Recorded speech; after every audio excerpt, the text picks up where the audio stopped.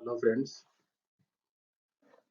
आज की ये presentation is all about how to prepare for a CA exam and basically ये हमारे उन स्टूडेंट्स के लिए है जो कि सीए के एग्जाम दे रहे हैं, प्रिपरेशन कर रहे हैं, वेदर सीपीटी में फाउंडेशन में है या इंटर में है या फाइनल में है। ये एक ऐसा स्टेप है जहाँ पे बहुत सारे लोग एकेडमिक एजुकेशन को छोड़ के प्रोफेशनल एग्जाम में एडमिशन लेते हैं, बट बहुत सारी चीजें वो या तो क्लियर नहीं हो पाते हैं, काफी लेट होता है उनको समझने में, या एक्सेस स्ट्रेस लेके उस चीज को कई सारी गलतियां कर बैठते हैं। तो best of my personal journey, चाहे पास हुआ चाहे फेल हुआ, करते करते आई क्वालिफाइड इन May 06। तो हमने कैसे एग्जाम पास किया, इट्स ऑल अबाउट दैट। ये वही स्टोरी है and it's totally based on my personal learning and I believe आप सब इसका बेनिफिट उठा सकते हैं। तो आइए स्टार्ट करते हैं कि व्हाट इज अ फ्रेमवर्क। आपको एक फ्रेमवर्क या एक प्लान कैसे करना चाहिए, how to prepare for a C exam. Basically 3 step है: planning and organizing, execution and facing exam. आपको तीनों स्टेप में डिफरेंट प्लानिंग करनी पड़ेगी। आपको प्लानिंग कैसे करनी है वो देखते हैं, फिर उसके बाद हम साथ ही साथ एग्जीक्यूशन देखेंगे, एग्जीक्यूशन कैसे करनी है, एंड देन एग्जाम जब आप फेस कर रहे हैं तो आपको किन बातों का ख्याल रखना है। प्लानिंग में आप बहुत ज्यादा ख्याल रखें कि पढ़ना क्या है। बहुत बड़ा कंफ्यूजन होता है क्या पढ़ना है। कई बार बहुत सारे लोग इंस्टीट्यूट के नोट्स पढ़ते हैं, स्टडी मैट पढ़ते हैं। बहुत सारे बच्चे ट्यूशन क्लासेस लेते हैं तो उसके वीडियोस देखते हैं, उसके स्टडी नोट्स पढ़ते हैं।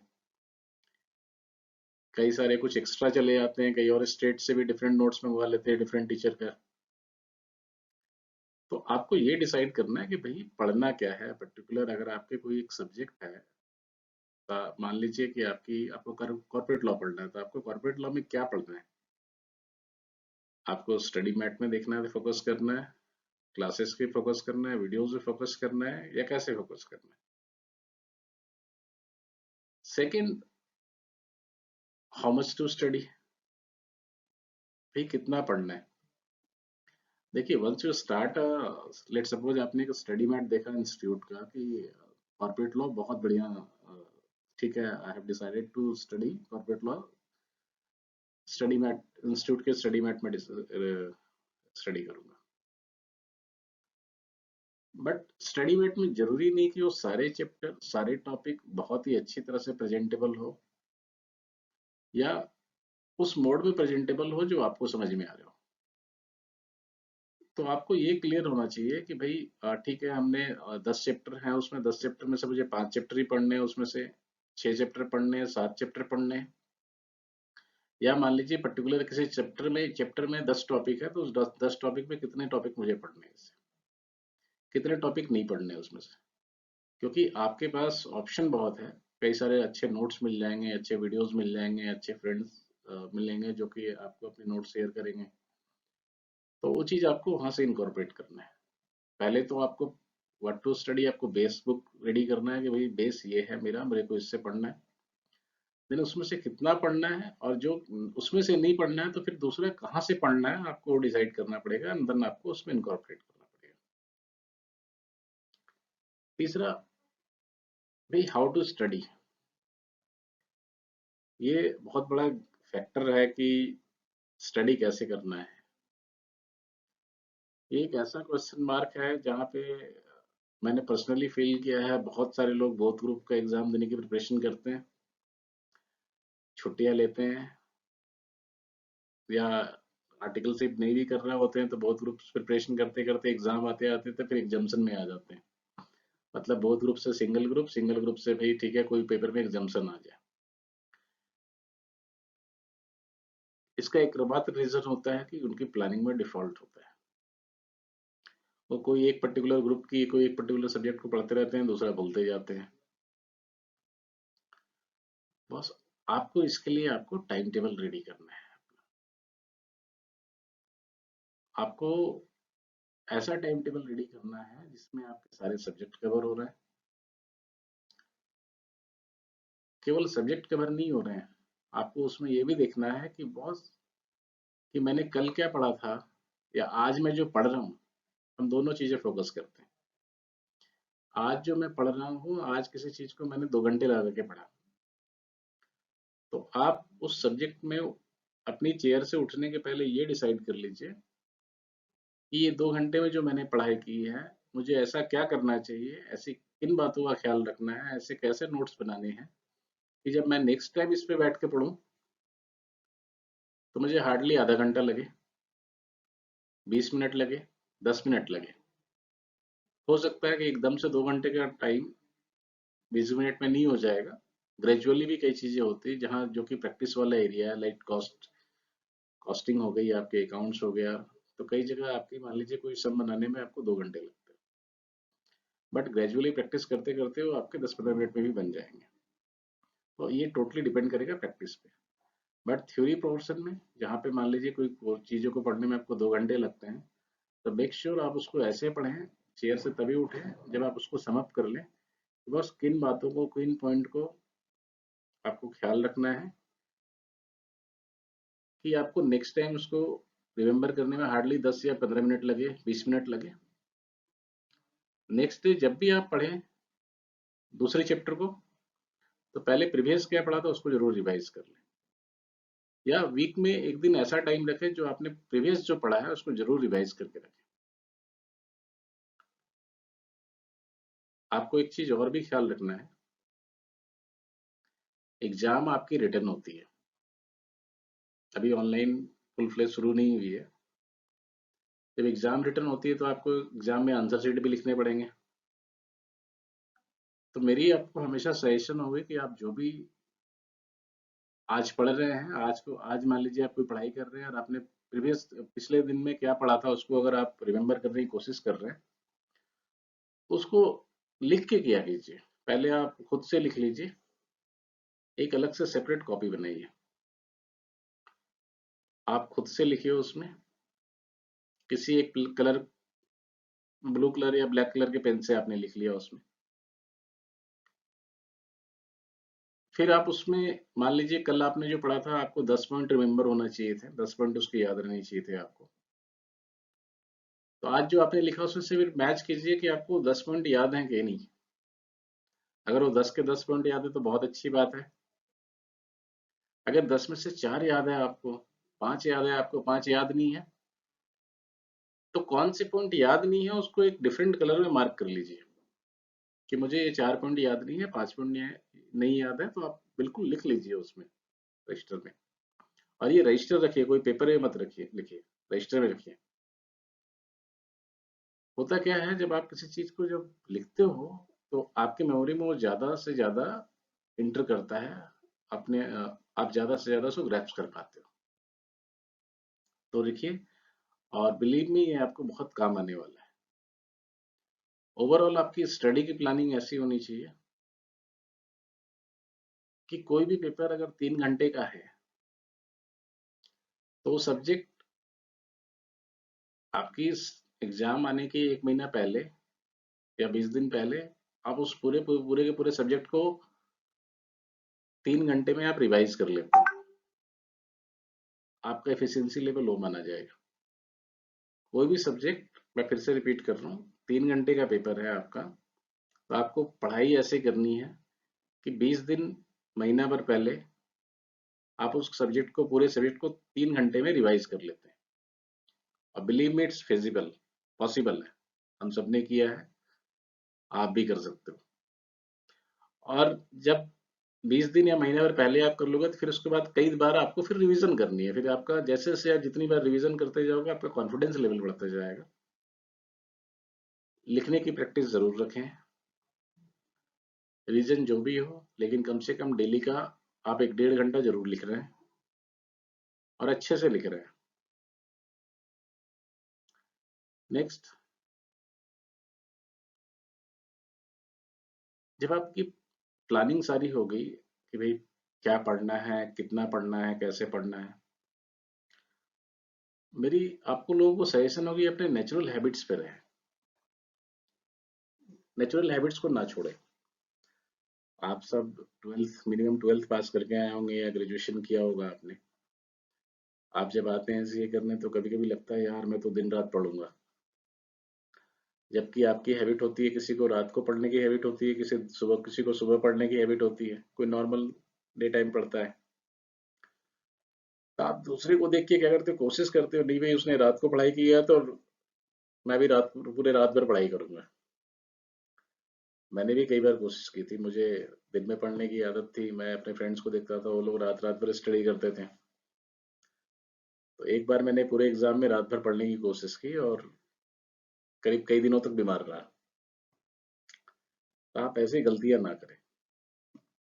आपकी जो अपनी नेचुरल हैबिट है पढ़ने की, आप उस अपने नेचुरल हैबिट पे स्टिक रहें। आपको अगर आदत है रात को पढ़ने की तो आप रात को पढ़ाई करें, सुबह पढ़ने की आदत सुबह पढ़ें, दिन को पढ़ने की आदत दिन को पढ़ाई करें। अपने नॉर्मल रूटीन को फॉलो करें जो टिल द टाइम आप फॉलो करते हैं। इसके बाद जब आप प्लानिंग की बात आते हैं, जब हमने पहले देखा क्या पढ़ना है, कितना पढ़ना है, कैसे पढ़ना है,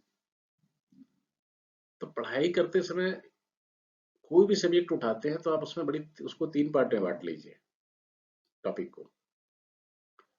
पहला, इजी टू अचीव, बहुत इजी है, हम फटाफट कर सकते हैं। दूसरा, मॉडरेट क्या है कि नहीं जी थोड़ी मेहनत लगेगी, मैं फिर उसको कर लूंगा। And third one is complex part.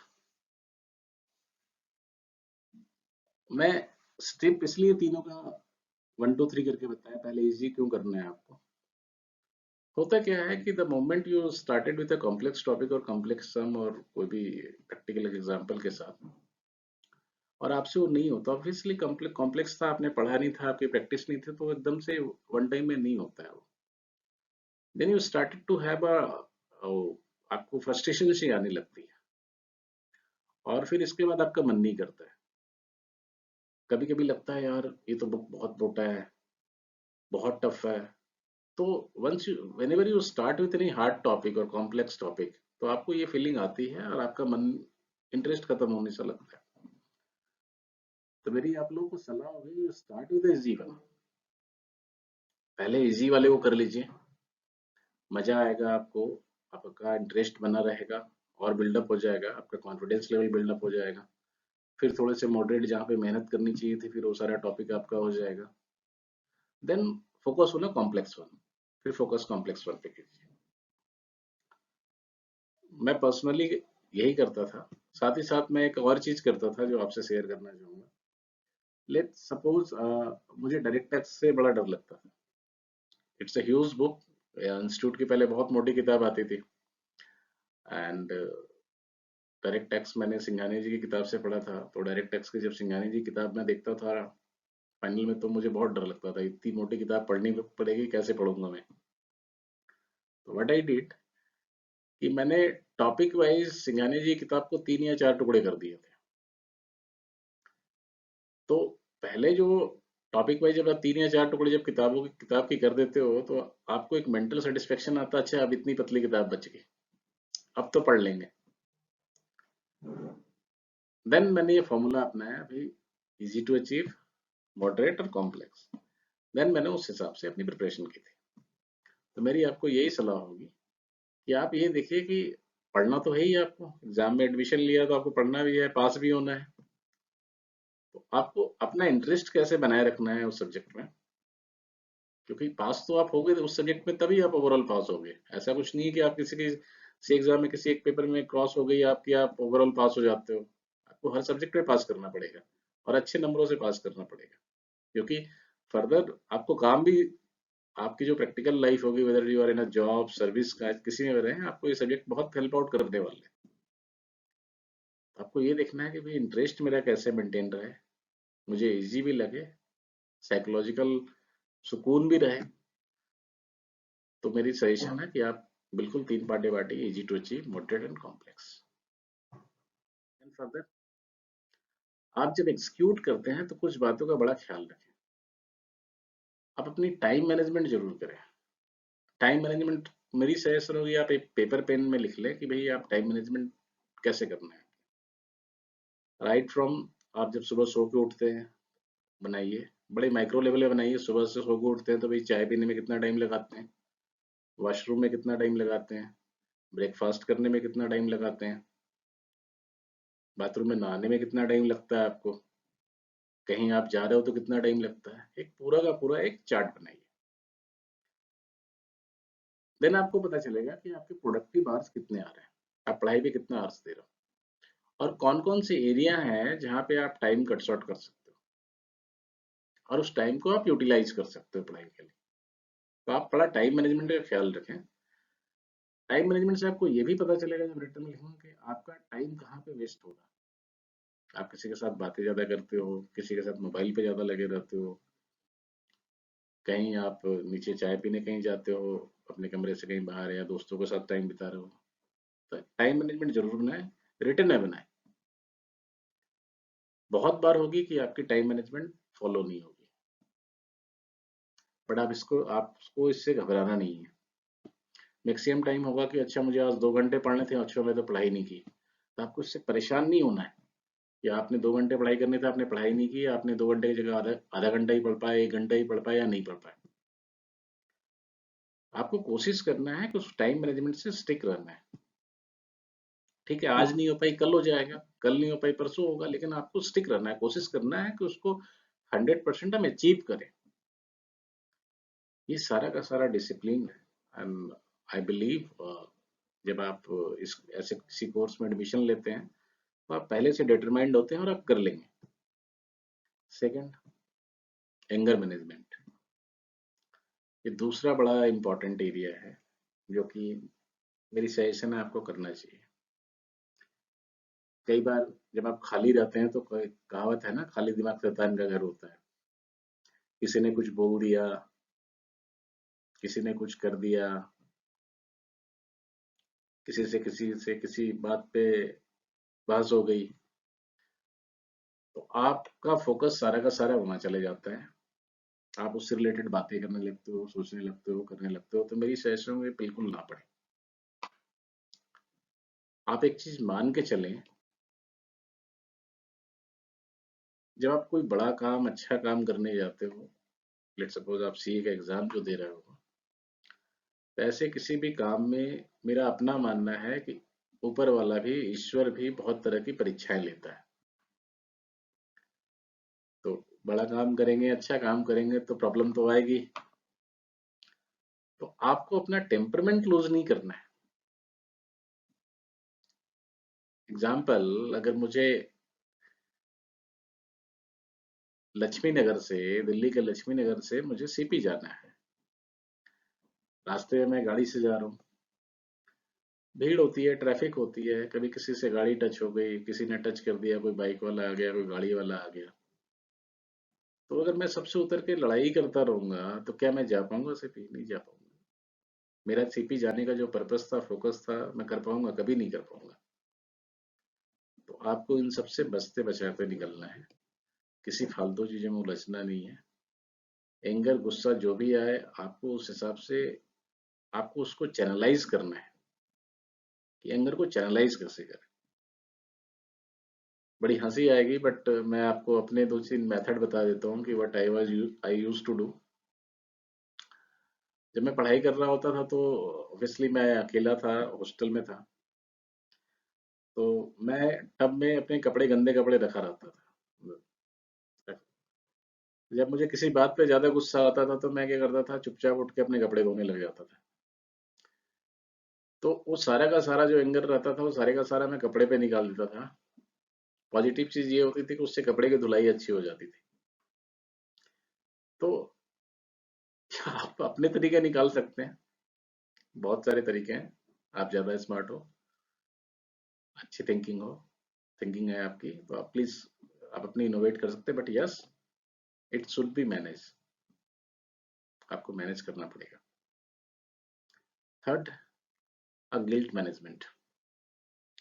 ये जनरली आता है, ये उन बच्चों को ज्यादा आता है जिनके पेरेंट्स रिमोट एरिया में रहते हैं, आप कहीं दूर जाके पढ़ते हो, जिनके पेरेंट्स थोड़े बहुत अच्छे वेल ऑफ फैमिली से नहीं है, या आपको एक दो बार फेल कर जाते हो, then you started a feeling, या आप मैक्सिमम टाइम ये सोचने लगते हो मैं फेल फेल कर जाऊंगा तो क्या होगा, यार वो मेरे घर वाले में बहुत लोग मेरे पापा मम्मी को पूछते रहते हैं रिजल्ट नहीं आया, रिजल्ट नहीं आया, रिजल्ट नहीं आया।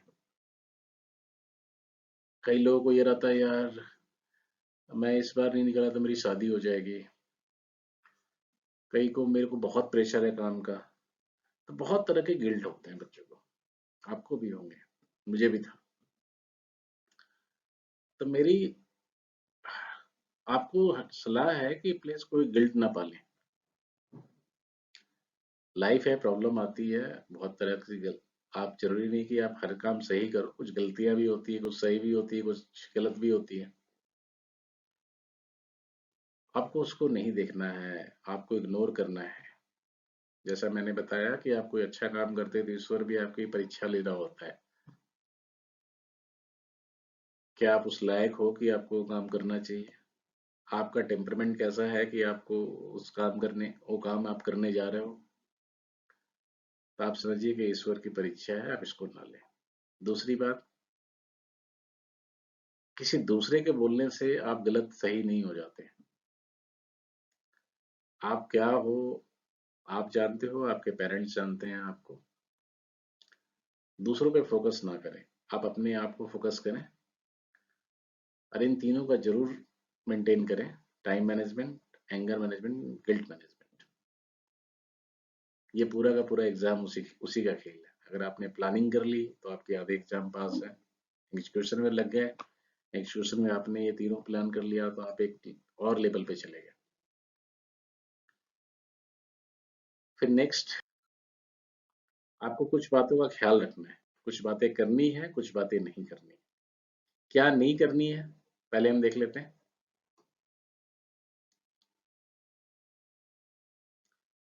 आपको किसी भी नेगेटिव इन्फॉर्मेशन में नहीं जाना है, बचना है नेगेटिव इन्फॉर्मेशन से। न्यूज भी सुनते हैं, फालतू चीजें न्यूज आती है, बंद कर दीजिए रेडियो। आप न्यूज़पेपर लेते हैं, जरूरी नहीं वही पोर्शन पढ़िए जो आपके लिए लायक का है, काम का है, अदरवाइज मत पढ़िए। कोई भी व्हाट्सएप पे ग्रुप पे सजेशन होगी, सोशल ऐप तो बंद ही कर दीजिए, बट अगर फिर भी आप चालू रखते हैं तो वैसी किसी चीज को ना पढ़े जो नेगेटिव इन्फॉर्मेशन हो, दूर रहिए। कुछ नेगेटिव लोग भी होते हैं, मेरी सलाह है उस नेगेटिव लोगों से भी दूर रहे। इनकी ये आदत होती है कि खुद भी नहीं पढ़ते हैं, दूसरों को पढ़ने भी नहीं देते हैं। ये आपके घर में भी मिलेंगे, फ्रेंड सर्कल में भी मिलेगा, जहाँ आप पढ़ने जाते हैं वहां भी मिलेगा। ये आप जो पढ़ रहे होते हैं ये आपको डिस्टर्ब कर सकते हैं। तो आपको नेगेटिव इन्फॉर्मेशन और नेगेटिव लोगों दोनों से दूर रहना है। आपको अपना कॉन्फिडेंस लेवल बना के रखना है, अकॉर्डिंगली चलना है। एग्जाम के टाइम में जब आप प्रिपरेशन कर रहे हैं, चीजें कर रहे हैं, तो कोशिश कीजिए कि आप अवॉइड करें जंक फूड का। जितने भी चॉप, मोमोज और बाकी जो भी जंक फूड आपको लगता है, आप प्लीज अवॉइड करें। जितना ज्यादा से ज्यादा आप फोकस करें, बी वेजिटेरियन, फ्रूट्स खाएं। देखिए इट्स ऑल अबाउट, है ना, garbage in garbage out. Computer में जो होता है, गंदा डाटा डालेंगे तो रिपोर्ट भी गंदी आएगी। It's human body is also a machine. आप जितना अच्छा खाएंगे, साफ सुथरा खाएंगे, हेल्दी खाएंगे, आपकी बॉडी उतनी हेल्दी रहेगी, और आप उतना अच्छा सोचेंगे, उतनी अच्छी नींद आएगी आपको, उतना अच्छी आप प्रिपरेशन कर सकेंगे। तो आपको अवॉइड करना है जंक फूड का भी। करना क्या है आपको, नींद बहुत अच्छी लेनी है। एटलीस्ट एग्जाम के 20 दिन पहले से, जो मेरी सजेशन होगी आपको, आपको लगता है एग्जाम के 20 दिन पहले से, अगर आपको लगता है कि पहले आप 6 घंटे सोते थे लेकिन अब लगता है मुझे 7 घंटे की नींद आ रही है, 8 घंटे की आ रही है, 10 घंटे की आ रही है, तो आप प्लीज सो जाइए। आप जितना सोएंगे आपकी मेमोरी पावर कैपेसिटी उतनी बढ़ेगी। सब्जेक्ट टू आपकी प्रिपरेशन हो रखी है। नींद अच्छी आनी चाहिए। नींद में परेशान नहीं होने, परेशान मत होइएगा। अच्छी नींद आने के लिए आप हमेशा ख्याल रखें कि आपका कमरा साफ सुथरा हो, बिस्तर साफ हो, आपके कपड़े ठीक पहने हो, साफ सुथरा, हाथ पैर अच्छे से धोइए, देन सोइए आप आराम से। आप किसी भी, जिस भी परमात्मा ईश्वर को आप याद करते हैं, जरूर उनको याद कीजिए, याद करके जरूर सोचिए, थैंक यू बोलिए उनको कि उन्होंने आपको हिम्मत दी प्रिपरेशन के लिए, पढ़ने के लिए। उनको थैंक यू करके सोइए, अच्छी नींद आएगी आपको। सोना बहुत जरूरी है। एग्जाम के 10-15 दिन पहले से अपनी नींदें ना खराब करें। कई लोग जैसे जैसे एग्जाम आता है रात दिन पढ़ाई करना शुरू कर देते हैं। पहले तो 8-8 10-10 घंटे सोते थे, एग्जाम के पहले से 10 दिन या 15 दिन पहले से 5 5 घंटे, 3 घंटे, 4 घंटे सोना स्टार्ट करते हैं। वो गलती ना करें। आपको पूरा नींद ठीक लेना है, अच्छी नींद लेनी है जितनी आपको रिक्वायरमेंट है, तभी आप उतना फ्रेश हो पाएंगे, तभी आप काम कर पाएंगे। अगर मेडिटेशन है, अगर आप मेडिटेशन करते हैं तो आप मेडिटेशन जरूर करें। मेडिटेशन के डिफरेंट फॉर्म्स होते हैं। It totally depend on person to person कि आप मेडिटेशन कैसे करते हैं। कोई मेडिटेशन कुछ पढ़ाई करके करना चाहता है, कोई मेडिटेशन कुछ म्यूजिक सुन के करना चाहता है, कोई मेडिटेशन योगा करके करना चाहता है। तो you must do the meditation. वो आपको अपना इनर कॉन्फिडेंस बिल्डअप करने में काफी हेल्प करेगा। तो आप ऐसा जरूर करें। आप रिवीजन जरूर करें। डेली रिवीजन भी होनी चाहिए, वीकली भी होनी चाहिए। एक तो मैंने पूरे दिन क्या पढ़ा, जो मैंने आपको बताया, आज मैं पढ़ाई कर रहा हूँ तो मैंने कल क्या पढ़ा था उसको एक बार जरूर पलट लीजिए। और वीक में एक दिन की पूरे सप्ताह मैंने क्या पढ़ा, ये आपको बहुत हेल्प करने वाली है। आपने जब नोट्स बुक बना रखे हैं या आपकी जब प्लानिंग चल रही है, जब once you started revising revising your subject, then आपको फील हो जाएगा कि आपकी गैप कहाँ पे है, कौन सा एरिया है, कौन सा कॉम्प्लेक्स एरिया है, कौन सा एरिया है जो कि आपको गैप है, जहाँ पे आपको जिस पे वर्किंग करनी चाहिए, और आपको उसको फोकस भी करना चाहिए। आपको वंस इन अ वीक जरूर करना चाहिए कि गैप है, ठीक है गैप है, बट इस पे मुझे करना क्या है, आगे कैसे करना है, इसका सोल्यूशन क्या है ना। Keep on doing those kind of thing. इस क्वेश्चन में आप आगे देखेंगे, आप अपने आप से वाइल मेडिटेशन या जब भी टाइम मिले 10 मिनट जरूर बात करें। अपने आप को एनालाइज करने की कोशिश करें, चाहे शाम के टाइम एनालाइज करें, रात को सोने के पहले एनालाइज करें, जब भी करें जरूर एनालाइज करें। अपनी चीजें किसी एक मेंटर से जरूर शेयर करें। मेंटर हर दूसरा बंदा नहीं हो सकता। Be very careful. मैंने आपको पहले बताया, आपको नेगेटिव बंदों से, नेगेटिव इन्फॉर्मेशन से दूर रहनी है। किसी ऐसे बंदे को मेंटर ना बनाए जो खुद से हिला पड़ा है, खुद से बोथ ग्रुप से सिंगल ग्रुप में आ गया, सिंगल ग्रुप से एग्जाम्शन में आ गया। अच्छे बंदे को मेंटर बनाए जिससे आप शेयर कर सकते हैं और आपको उससे सोल्यूशन मिलता है। अच्छी म्यूजिक जरूर सुने। मैंने पर्सनली फील किया है कि चाहे कुछ भी हो सकता है, चाहे आप बॉलीवुड म्यूजिक सुन रहे हैं, हॉलीवुड सुन रहे हैं, चाहे आप शास्त्रीय संगीत सुन रहे हैं, चाहे आप रविन्द्रनाथ टैगोर की पोएम सुन रहे हैं, बहुत अच्छा रहता है। Music is good for soul. आपको बहुत शांति मिलेगी, बहुत रिलीफ मिलेगा, और आप इसको जरूर करें। कभी ऐसा लगे कि ठीक है सब्जेक्ट एकेडमिक बुक्स पढ़ते पढ़ते बोर हो गए, कुछ अच्छी किताबें ला के रखें, मोटिवेशनल किताबें ला के रखें, कुछ अच्छी बायोग्राफी ला के रखें, आप उसके बारे में पढ़ें। तो अल्टीमेटली वो आपको एड ऑन करेगी, आपका कॉन्फिडेंस लेवल बूस्ट अप करेगी। उसके बारे में अगर बायोग्राफी पढ़ते तो उस बारे बंदे के बारे में बताएगी कि तो उसका स्ट्रगल कैसे था, उसने कैसे ओवरकम किया and all। ये थोड़ा आपको रिलीफ भी देगा। एकेडमिक बुक पढ़ते पढ़ते अगर आप बोर हो जाते हैं तो थोड़ा सा आपने चेंज कर लिया, it's for a change only. कोई लगता है कि बीच बीच में कभी वंस इन अ वीक कभी कोई अच्छी सी फिल्म देखनी है, सीरीज देखनी चाहिए, करें, आपको चेंज करेगा। आपका माइंडसेट चेंज करेगा। आप जब एग्जाम फेस करते हैं, सारी चीजें हो गई, आपने प्लानिंग कर ली, एग्जीक्यूशन कर लिया, तो आपको दो तीन बातों का बड़ा ख्याल रखना है। आप एग्जाम में जैसे ही बैठते हैं तो सबसे पहले आपको चेयर पे बैठ के, टेबल पे बैठ के आपको ये करना है कि यू आर द बेस्ट। आप ये मान के चलें, अपना कॉन्फिडेंस लेवल वैसा कीजिए कि इस क्लास में अगर 40 बच्चे हैं, 40 बच्चे में से भी अगर एक पास होगा तो मैं पास होऊंगा। या इस स्कूल में या इस इंस्टीट्यूशन में जहाँ पे 500 बच्चे एग्जाम देने आए हैं, अगर उस 500 बच्चे में भी कोई एक पास होगा तो मैं पास होऊंगा। आपका कॉन्फिडेंस लेवल ये होना चाहिए, आप अपने आप से बात करें कि आप बेस्ट हो। आपको क्वेश्चन बड़े केयरफुली पढ़ने हैं। जनरली क्या होता है कि हम बड़ी खुशी में पहले ओहो मुझे सब आता है, फिर बाद में पढ़ते हैं पता चलता है ओहो मुझे तो आता ही नहीं है। या रिवर्स केस होता है, मुझे तो कुछ भी नहीं आता, तो आप फ्रस्ट्रेट हो जाते हैं यार मुझे तो कुछ भी नहीं आता।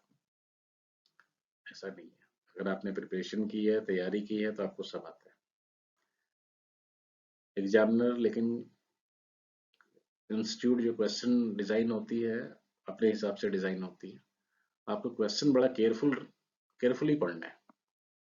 कुछ छोटे छोटे टॉपिक या पॉइंट ऐसे हो सकते हैं जो कि क्वेश्चन किसी डिफरेंट एंगल में जा सकती है, उसका आंसर कुछ और हो सकता है। हो सकता है आपने सिमिलर क्वेश्चन पढ़ा हो, बट उसमें कुछ वैसे चेंजेस होंगे जो कि आंसर कुछ और निकल के आएगा उसका। Be careful. 5-10 मिनट आप दीजिए, क्वेश्चन जरूर ठीक से पढ़िए। आपका हो भी जाता है एग्जाम, तो मैंने मैक्सिमम को देखा है कि सीट दे के भागने लगते हैं। दो तरीके में भागते हैं। एक तो पहले पढ़ लेते हैं कि फ्रस्ट्रेट हो गए कि मुझे नहीं आता है, दे के भाग जाते हैं। एक कि भाई खुशी में कि मुझे बहुत अच्छा सा आ गया, तो उन्हें फटाफट करके वो निकलने की कोशिश करते हैं 1.5 से 2 घंटे में। मेरी सजेशन होगी ऐसी गलती ना करें। अगर आपका हो भी जाता है 2 घंटे में, आपने बहुत अच्छा लिखा है, आपको रिवीजन जरूर करनी चाहिए। आपको एक बार केयरफुल होकर पढ़ना चाहिए कि आपने जो आंसर थे वही आंसर लिखा है जो क्वेश्चन की रिक्वायरमेंट थी, या आपने कुछ और लिख दिया। गलती हो गई तो आप फिर से ले लीजिए कॉपी, आप फिर से लिखिए। टाइम का यूटिलाइज कीजिए, आपको 3 घंटे पूरे मिलेगा। एट द सेम टाइम अगर मान लीजिए आपको कुछ नहीं आता है, आपको लगता है कि मुझे नहीं आ रहा, नहीं आता है, तो आपने काफी पढ़ाई की है, तो नहीं भी आता तो आप उसमें बेस्ट क्या दे सकते हो, आप बेस्ट क्या लिख सकते हो। माइंड इट, अगर एक एग्जाम में टफ क्वेश्चन है, कॉम्प्लेक्स क्वेश्चन है, इट्स फॉर ऑल। सारे सारे जितने भी लोग एग्जाम दे रहे हैं सबके लिए है, केवल आपके लिए नहीं है। तो आपको इन दैट सिनेरियो भी आपको कोशिश करना है 3 घंटा बैठे और अपना बेस्ट देना है। फोर्थ मोस्ट इंपॉर्टेंट चीज, बॉस हर क्वेश्चन इंपॉर्टेंट है, आपको इस चीज का रूल जरूर फॉलो करना पड़ेगा। मान लीजिए ऑडिट के पेपर में 10 क्वेश्चन आए, अगर आपने एक एक नंबर भी अगर आपने सब में एक्स्ट्रा लाया ना, तो आपके 10 नंबर एक्स्ट्रा आ जाते हैं। आधा आधा नंबर भी आप एक्स्ट्रा लाते हो ना, तो आपके 5 नंबर एक्स्ट्रा आ जाते हैं। तो आपको एक चीज बड़ा ख्याल रखना है, हर क्वेश्चन इंपॉर्टेंट है, उसके बेस्ट आंसर लिख के जाइए, बेस्ट प्रेजेंटेशन होनी चाहिए आपकी। नेक्स्ट, बहुतों की आदत होती है एग्जाम देने के बाद फिर एक दूसरे से डिस्कशन होता है, यार आपने क्या लिखा, अच्छा आपने क्या लिखा। आधी फ्रस्ट्रेशन वही हो जाती है, ओहो मैं गलत लिखाया, यार पता नहीं यार, ये तो बहुत अच्छा लड़का था, ये तो बहुत अच्छा स्मार्ट था, बहुत एक्सपर्ट था, इसके तो पेपर खराब गए तो मेरा भी खराब गया होगा, या कुछ और। प्लीज मेरी सजेशन है, आप एग्जाम के हॉल से निकलते हैं, एग्जाम दे दिया, आप क्वेश्चन पेपर को फोल्ड कीजिए, जेब में रखिए, बैग में रखिए, जो करना है कीजिए, लेकिन डिस्कस मत कीजिए। डिस्कस इसीलिए भी नहीं करना चाहिए कि आपका एग्जाम पार हो गया, आप बैक में जाके उसको रिव्यू नहीं कर सकते, बैक में जाकर उसको एडिट नहीं कर सकते, तो जो होना था हो गया। कुछ चीजें ईश्वर पे भी छोड़ दी हैं, आपने अपना बेस्ट दिया, बाकी चीजें ईश्वर पे छोड़ दीजिए। आप निकलिए, घर के लिए निकलिए, या कहीं जहाँ भी आप रहते हैं वहां के लिए निकलिए। लंच नहीं किया, लंच कीजिए, रिलैक्स कीजिए और नेक्स्ट एग्जाम के लिए प्रिपरेशन कीजिए। कभी भी डिस्कशन मोड में मत जाइए। आधे से ज्यादा लोग फ्रस्ट्रेट इसी में हो जाते हैं, उनके पेपर फिर नेक्स्ट खराब हो जाते हैं, क्योंकि ये सोचने लग जाते हैं कि मैंने खराब कर दिया, मैंने गलत आंसर दे दिया, अच्छा वो मुझसे बहुत अच्छा एक्सपर्ट था, उसने गलत कर दिया तो मेरा भी गलत हो गया होगा। आपको इन बेकार की बातों पे नहीं पड़नी है। नेक्स्ट, पोस्ट एग्जाम क्या करना है जब आपने एग्जाम दे दिया तो। इन प्रोफेशनल एग्जामों में हम सबसे बड़ी जो गलती करते हैं, जो बच्चे सबसे बड़ी गलती करते हैं कि भाई एग्जाम दे दिया, भाई अब तो घर जाएंगे, अगर बाहर गए तो घर जाएंगे, छुट्टी करेंगे नहीं, अपनी पढ़ाई करनी, ये नहीं करना। बट आप भूल जाते हैं कि ये प्रोफेशनल एग्जाम है। आप जो पढ़ रहे हो ये आपको प्रैक्टिकली, चाहे सर्विस में हो, जॉब में हो, सब जगह लगना है आपको। आप ब्रेक जरूर लें, ब्रेक में कोई मनाही नहीं है, 5 दिन के लिए, 6 दिन के लिए, मैक्सिमम 10 दिन के लिए, लेकिन जितना कम लें और जितनी जल्दी से जल्दी फिर से स्टार्ट कर लें पढ़ाई करना। आपने जिस चीज का भी एग्जाम दे रखा है, अगर आप उसको फिर से ही पढ़ते हैं तो कोई बुरी बात नहीं है, वो आपको आगे काम आने वाली है,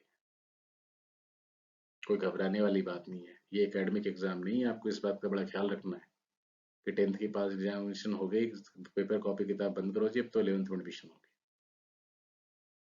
अगर आपने दूसरी बार भी पढ़ लिया सेम पेपर तो कोई खराबी नहीं है, आपको काम आएगा, प्रैक्टिकल लाइफ में काम आएगा। गलती क्या होती है, आपका स्टेमिना एग्जाम देते तक आने तक 8 घंटे या 10 घंटे या 12 घंटे पढ़ने का हो जाता है, आपकी ग्रेस्पिंग पावर अच्छी हो जाती है।